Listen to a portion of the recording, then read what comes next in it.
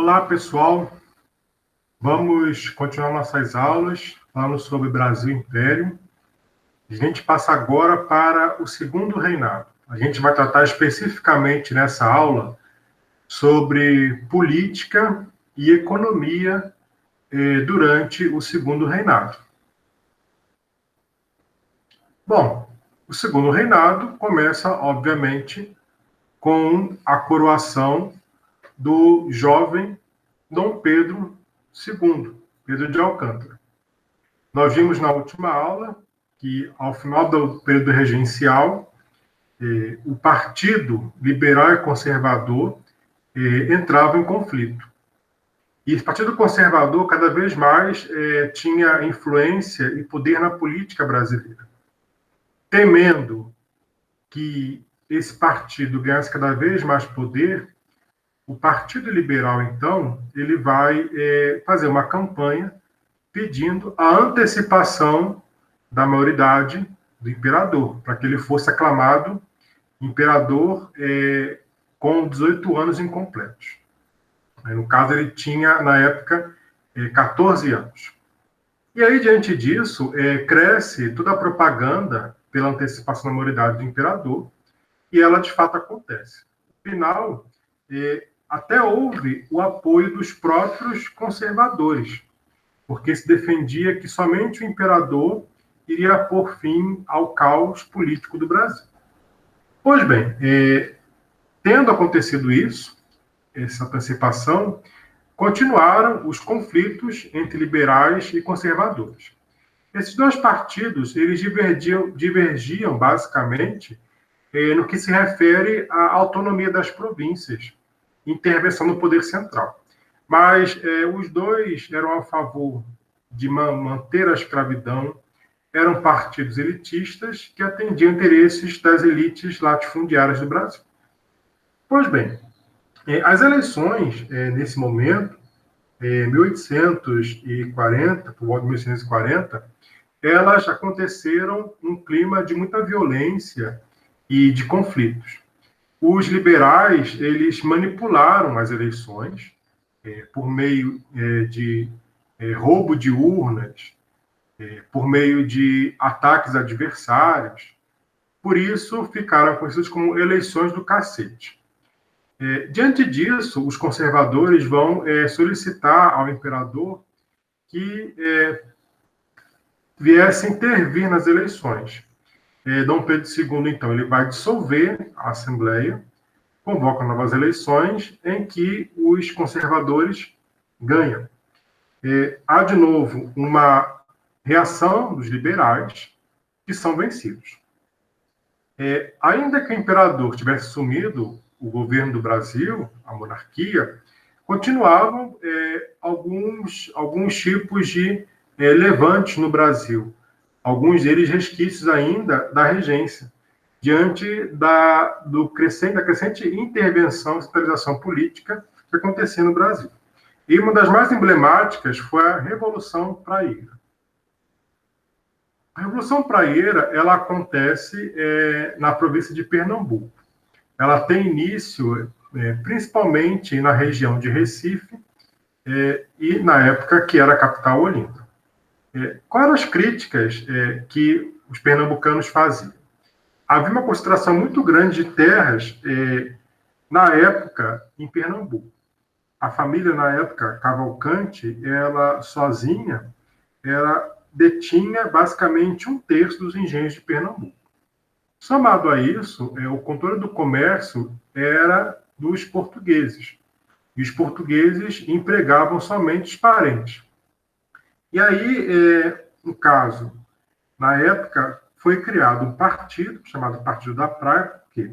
Porque a sede ficava na Rua da Praia, em Recife. E, no caso, também criaram um periódico, um jornal, chamado Diário Novo, que manifestava as opiniões desse Partido da Praia. As pautas desse movimento eram basicamente voto livre e universal, liberdade de imprensa, o trabalho como garantia do cidadão e extinção do poder moderador. Perceba, novamente, que não tem nenhum tipo de pauta que pedisse o fim da escravidão. Algo que não era muito comum nesses movimentos, principalmente elitistas. Essa Revolução Praieira, ela foi reprimida pelo Império, pelo Imperador. Mas foi bem emblemático pelo fato de haver uma participação de muitos setores da sociedade descontentes com aquela política, ainda que for um tipo de movimento liderado ainda pelas elites, houve uma participação efetiva, principalmente de comerciantes e de outros setores da sociedade. E aí, como é que se dava esse poder imperial, essas relações desse poder imperial e a Câmara? A gente sabe que o segundo reinado dá continuidade ao poder moderador. E o poder moderador, que era exercido pelo imperador na época, ele tinha o poder de demitir o presidente das províncias, dissolver a Câmara dos Deputados, nomear senadores, perdoar sentenças e por aí vai. E, além disso, o imperador também ele podia indicar o presidente do Conselho dos Ministros, que escolhia, no caso, o ministro, né, e apresentava à Câmara. Vamos dizer que seria uma espécie de primeiro-ministro. Nas monarquias parlamentares, como é o caso da britânica, é o parlamento que elege o primeiro-ministro. No caso do Brasil, não era assim. No caso do Brasil, era o próprio imperador que indicava esse primeiro-ministro. E, geralmente, ele era aceito. Porque caso esse ministro não fosse aceito pelo parlamento, pela Câmara, o imperador tinha o poder de dissolver o parlamento. Então, geralmente, ele era aceito. Além disso, foi criado o Ministério da Conciliação. Era o quê? Era uma forma que Dom Pedro II teve de alguma forma, acabar com os conflitos entre liberais e conservadores. Então, por vezes, ele alçava esse presidente do Conselho de Ministros, ou liberal ou conservador.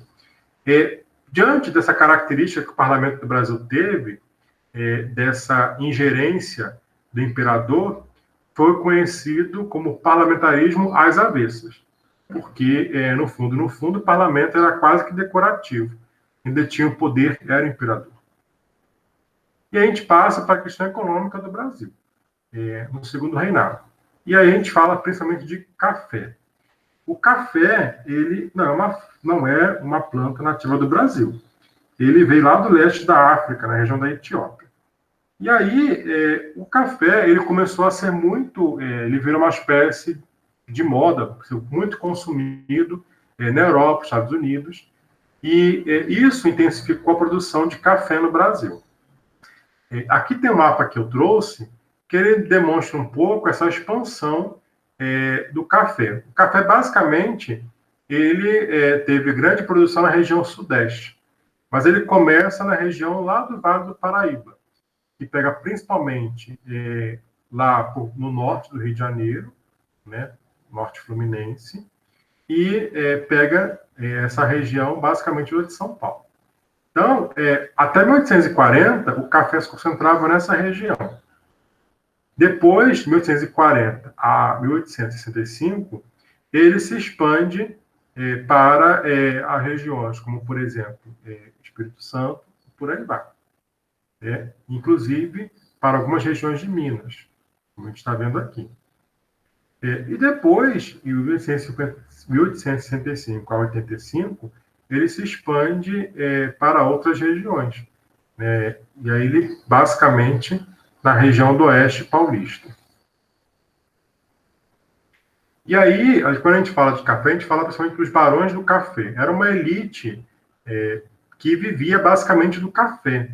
Eles acumulavam riquezas com a produção de café. E aí, lembrando, vou falar na próxima aula, que essa economia cafeeira sustentava principalmente pelo trabalho compulsório, pela mão de obra de escravizados. Aqui é uma fazenda que fica na região do norte do Rio de Janeiro, né? E a figura que eu também quero destacar é o chamado Visconde de Mauá. Irineu Evangelista, ele foi um dos primeiros chamados capitalistas da América Latina, do Brasil. Ele viajou muitas vezes para a Inglaterra, ele chegou a ser banqueiro no Brasil, ele foi um dos que financiou diversas melhorias, diversas obras de urbanização no Brasil. Ele é responsável, inclusive, por financiar a primeira ferrovia que o Brasil teve, né? Que era a região atual de Magé. E aí o que acontece? O Irineu, o Visconde de Mauá, primeiro barão de Mauá, depois Visconde de Mauá, que ele ganhou um título, né? Ele era contra a escravidão. Por quê? Porque ele defendia, principalmente, uma economia liberal. E ele entendia que a escravidão ela atrasava o desenvolvimento industrial do Brasil. Só que essa elite cafeeira, ela passou também a influenciar de forma bem contundente a política imperial do Brasil. Os barões do café eram basicamente eles que sustentavam a economia brasileira. Grande parte do que o Império investia em termos de indústria, de promover o desenvolvimento do Brasil, vinha do café. Interessante a gente pensar que, nesse momento, também há uma expansão muito grande dos centros urbanos, principalmente com o café. E era muito comum que os senhores, esses barões do café, morassem nos centros urbanos e designassem em suas fazendas administradores. E eles iam, vez por outra, nas fazendas para ver como andava a economia. Mas muitos foram morar em cidades. São Paulo é o grande exemplo. São Paulo se envolve de forma bem expressiva com a economia cafeeira. E aí o café, ele traz também, a gente não pode separar o café da expansão da ferrovia. A ferrovia no Brasil, ela foi criada inicialmente, principalmente com os fins de escoar o café do interior para a região do litoral. Então, no Brasil, por exemplo, aqui no Rio de Janeiro, a própria estrada de ferro que foi criada, né, a Dom Pedro II, ela também tinha, no caso, esse objetivo, de escoar o café para o litoral. E aí, passando no caso de São Paulo, que foi das províncias que mais o café desenvolveu, a gente tem, por exemplo, a criação da ferrovia São Paulo Railway, que tinha esse objetivo também. Aqui é um mapa de duas estradas de ferro que foram criadas no Brasil. Aqui seria a estrada de ferro Dom Pedro II. A gente vê que ela liga essa região de Paraíba do Sul até, no caso, o litoral do Rio de Janeiro. Tá? Então, ela passa por Barra do Piraí, e por aí vai. Então, ela vê que a gente passa por toda a região do Vale do Paraíba. E aqui já é a estrada de ferro, no caso, Santos Jundiaí, que vinha dessa região, do interior de São Paulo, até o Porto de Santos. Aqui são duas fotos de algumas ferrovias que até hoje estão em funcionamento no Brasil, que remontam desse período de expansão do café, lá no século XIX. Essa primeira aqui é uma ferrovia que, no caso, fica em Minas Gerais. Ela foi criada, na época, para ligar até a Central do Brasil. Hoje em dia, é um trem turístico que liga as cidades históricas de São João del Rei e Tiradentes. É um passeio, hoje em dia, ela virou turística. Mesma coisa essa aqui, né, que, no caso, fica em Campinas. Então, hoje, são passeios turísticos, mas esses trens, essas ferrovias, elas foram criadas no século XIX para esses fins. E aqui, talvez um dos grandes símbolos desse período da expansão do café, desenvolvimento urbano no Brasil, né, é a Estação da Luz. Lembrando que também no século XIX chega no Brasil a eletricidade. E a Estação da Luz é do século XIX. Ela passou por várias reformas, mas ela tentou, inclusive, se inspirar nessas estações, grandes estações da Europa, né, como, por exemplo, na França e por aí vai. É um prédio, até hoje, que está de pé, teve um incêndio, infelizmente, mas houve uma restauração, mas é um grande patrimônio histórico do Brasil.